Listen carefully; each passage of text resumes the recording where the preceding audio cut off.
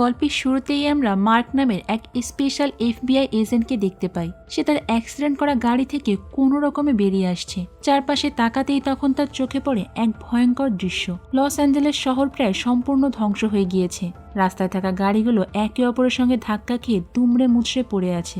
আকাশে উড়ে যাওয়া প্লেনগুলো তো আশেপাশের উঁচু ভবনের সঙ্গে ধাক্কা খেয়ে বিধ্বস্ত হয়েছে। আর এই ভয়ঙ্কর বিপর্যয়ে শত শত মানুষ প্রাণ হারিয়েছে, কিন্তু কেউ বুঝতেই পারছে না হঠাৎ করে তাদের এই সর্বনাশটা কিভাবে ঘটলো। এরপরে গল্প চলে যায় 4 ঘন্টা আগে, আর সেখানেই আমরা মার্ককে তার বাড়িতে দেখতে পাই। প্রতিদিনের মতো সে অফিসে যাওয়ার জন্য রেডি হচ্ছিল। তার স্ত্রীর নাম অলিভিয়া। সে পেশায় একজন ডাক্তার, আর তাদের 6 বছরের একটা মেয়েও আছে যার নাম চার্লি। ছোট্ট পরিবার নিয়ে মার্ক বেশ খুশি আছে। তো সকালে নাস্তা শেষ করে মার্ক যখন বাড়ি থেকে বের হচ্ছিল, তখনই তার সঙ্গে দেখা হয় নিকোল নামের একটা মেয়ের। যেহেতু মার্ক আর তার স্ত্রী কাজ নিয়ে সারাক্ষণ ব্যস্ত থাকে, তাই নিকোলই চার্লির দেখাশোনা করে। মার্ক তখন নিকোলকে বলে যে, তুমি প্লিজ আজকে একটু বেশি সময় থেকো, কারণ রাতের বেলায় অলিভিয়ার লেট নাইট শিফট রয়েছে। তো নিকোল এটা শুনে মনে মনে ভাবে যে যাক, একটু একান্তে নিজের মতো করে টাইম কাটানো যাবে। তাই এই সুযোগটা সে সহজে আর হাতছাড়া করে না, সঙ্গে সঙ্গে রাজি হয়ে যায়। অন্যদিকে অলিভিয়া তার সহকর্মী ব্রাইসকে বারবার ফোন করে, কিন্তু তাকে ফোনে পায় না। আর তখনই জানা যায় যে ব্রাইস বেশ কয়েকদিন ধরেই কাজে আসেনি। এর পরের দৃশ্যে আমরা দেখতে পাই ব্রাইস একটা ব্রিজের ওপর একদম নিশ্চিন্তে ঘুরে বেড়াচ্ছে। চারপাশের মানুষজন নিজেদের মতো আনন্দ করছে। আর ঠিক ওই সময় ব্রাইস তার ব্যাগ থেকে একটা বন্দুক বের করে। অন্যদিকে মার্ক তখন একটা মিটিংয়ে ব্যস্ত। সেখানেই তার বন্ধু অ্যারেন বক্তৃতা দিচ্ছিল।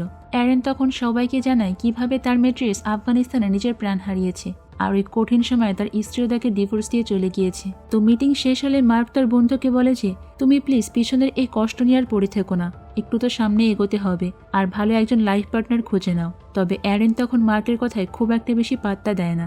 এরপরে মার্ক তার আরেক সহকর্মী দিমিত্রির সঙ্গে মিলে একটা রহস্যময় মহিলার উপর নজরদারি করতে শুরু করে।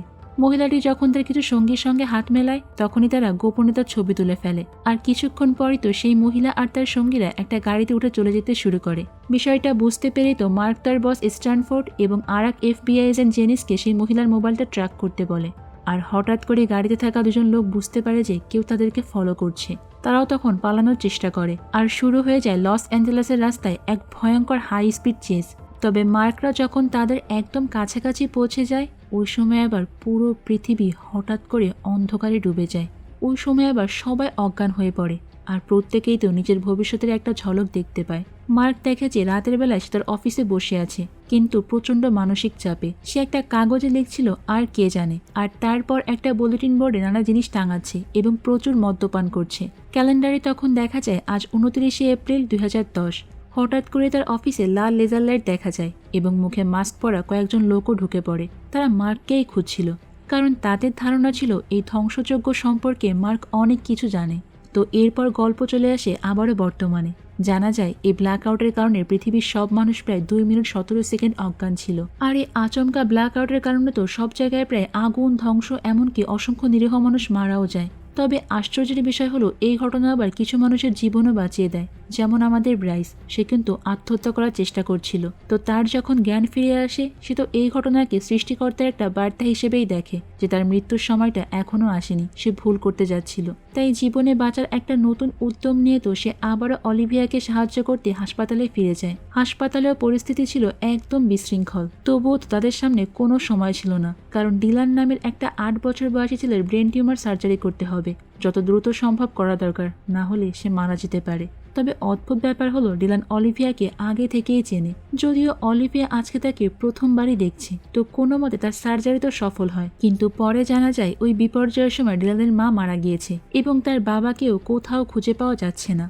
এদিকে এফবিআই হেডকোয়ার্টারে মার্ক আর দিমিত্রি সেই রহস্যময় মহিলাকে ধরে এনে জিজ্ঞাসাবাদ করতে শুরু করে। তবে সে দাবি করে যে এই ব্ল্যাক আউটের সঙ্গে তার কোনো সম্পর্ক নেই। তখন মিটিংয়ে মার্ক তার অভিজ্ঞতার কথা শেয়ার করে আর জানায় যে সে অতীতে নয়, বরং ভবিষ্যতের দৃশ্যই দেখেছিল। তাই সবাই এই ঘটনার নাম দেয় ফ্ল্যাশ ফরওয়ার্ড। তখন অন্য এজেন্টরা স্বীকার করে যে আমাদের ক্ষেত্রেও ঠিক এরকমটাই হয়েছিল।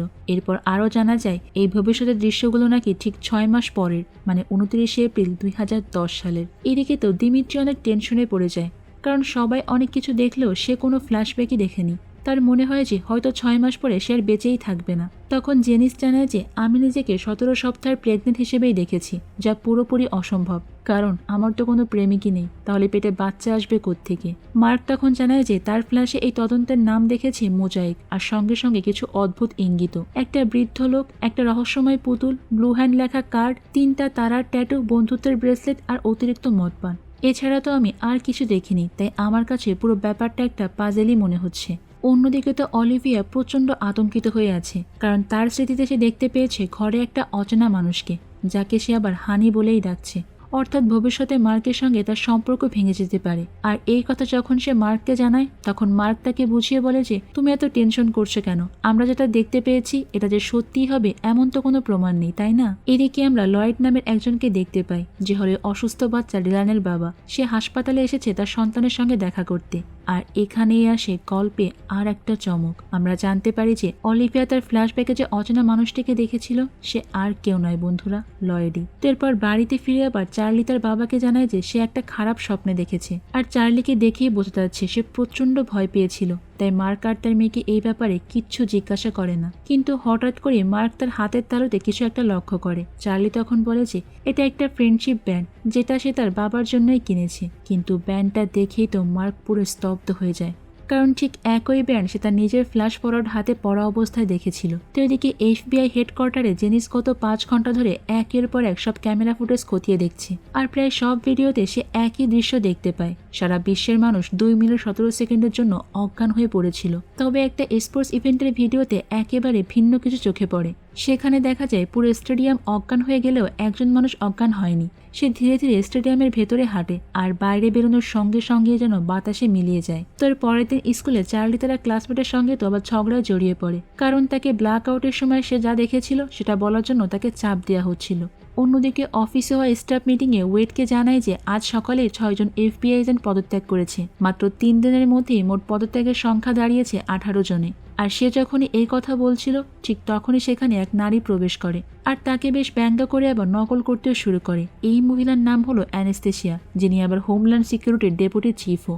ঠিক ওই সময় আবার মার্কের ফোন বেজে ওঠে। সে মিটিংয়ের মধ্যে বলে যে আমার মেয়ের স্কুলে একটা সমস্যা হয়েছে, এটা বলেই সে বেরিয়ে আসে। আর তখন দেখা যায় যে মার্ক স্কুলে গিয়ে বার্ন আর অলিভিয়ার সঙ্গে দেখা করে। বার্ন অনেক চিন্তিত ছিল, কারণ চার্লি তার ফ্ল্যাশে যা দেখেছিল তার কিছুই বলতে চাইছে না। তার ধারণা নিশ্চয়ই সে এমন কিছু একটা দেখেছে যেটা বলার সাহস সে কোনো মতে করে উঠতে পারছে না। পরে মার্ক আর অলিভিয়া এই বিষয়টা নিয়ে আলোচনা করে, আর অনুমান করে যে হয়তো চার্লি অলিভিয়ার ফ্ল্যাশে দেখা সে অচেনা মানুষটাকেই দেখেছে।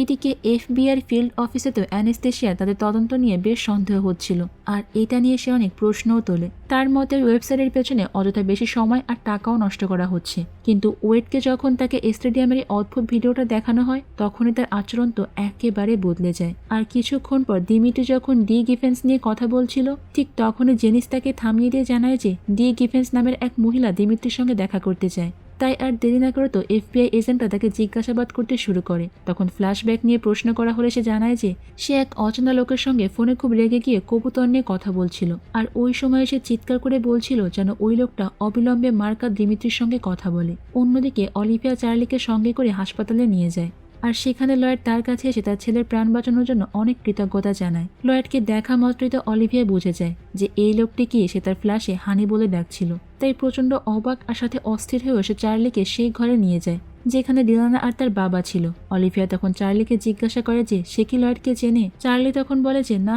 আমি তো এনাকে কখনো দেখিইনি। অলিভিয়া তখন বেশ একটা স্বস্তির নিঃশ্বাস ফেলে, কিন্তু ঠিক তখনই আবার চার্লি ডিলানাকে দেখে চিৎকার করতে শুরু করে। সে বারবার জানতে চাচ্ছিল ডিলানাকে কে আঘাত করেছে, আর এখানেই সবটা পরিষ্কার হয়ে যায় যে চার্লি তার ফ্ল্যাশব্যাকে ডিলানাকেই দেখতে পেয়েছিল। এদিকে ফিল্ড অফিসে ফিরে জেনিস জানায় যে গিফেন সম্পর্কে পাওয়া সবচেয়ে গুরুত্বপূর্ণ তথ্য হলো তার ক্রেডিট কার্ড ব্যবহার করে ভার্জিনিয়া ও উঠয়তে অল্প সময়ের ব্যবধানে কেনাকাটা করা হয়েছে, আর দিমিত্রির ধারণা এটা নিশ্চয়ই ক্লোন কার্ড করা। তখন ওয়েডেকেরও মনে পড়ে যে গিফেন্সে তার ফ্ল্যাশে বারবার কবুতর শব্দটা ব্যবহার করা হচ্ছিল, আর তারা এই শব্দটা নিয়ে যখন তদন্ত করতে শুরু করে, তখনই তারা সেখানে পিজন নামের একটা জায়গা খুঁজে পায়, মানে কবুতরের ইংরেজি তো পিজনই। তো এই আলোচনা করার সময় আবার মার্ক বেলকনিতে গিয়ে অলিভিয়ার সঙ্গে দেখা করে। তখন অলিভিয়া তাকে জানায় যে চার্লি ডিলানাকে দেখেছে আর সেই মানুষটার সঙ্গে তার দেখাও হয়েছে, যাকে চার্লি তার ফ্ল্যাশে দেখেছিল। অলিভিয়ার কথা শুনে তো মার্ক তখন পুরোপুরি ভেঙে পড়ে, কারণ তার সবচেয়ে বড় আশঙ্কাটাই তাহলে সত্যি হয়ে উঠছিল যে ভবিষ্যতে হয়তোবা এরকম কিছু একটা ঘটতে চলেছে। ঠিক ওই সময় আবার দিমিত্রি অনেক গুরুত্বপূর্ণ একটা প্রমাণ দেখায়। গিভেন্সের ক্লোন করা ক্রেডিট কার্ড ব্যবহার করে উটাহর পিজন শহর থেকে একটি বাসের টিকিট কেনা হয়েছিল। এরপরই তো মার্ক আর দিমিত্রি সে পিজন শহরে পৌঁছে যায় আর সেখানে গিয়ে লোকাল পুলিশ অফিসার শেরিফের সঙ্গে দেখা করে। এরপরেই তো FBI এজেন্ট আর শেরিফরা মিলে একটা লোকাল বাস স্টেশনে নজরদারি করতে শুরু করে। এটা ভেবেছি হয়তোবা ক্লোন কার্ড ব্যবহারকারী আসল ডি গিভেন্স হবে, কিন্তু আশ্চর্যের বিষয় হলো সেখানে একটা বাস পুরো রাতের অন্ধকারে যাত্রী ছাড়া একাই চলে যাচ্ছে। এরপরে তারা যখন ওই জায়গাটি ছেড়ে চলে যাচ্ছিল তখনও চোখ পড়ে একটা নির্জন জায়গায়।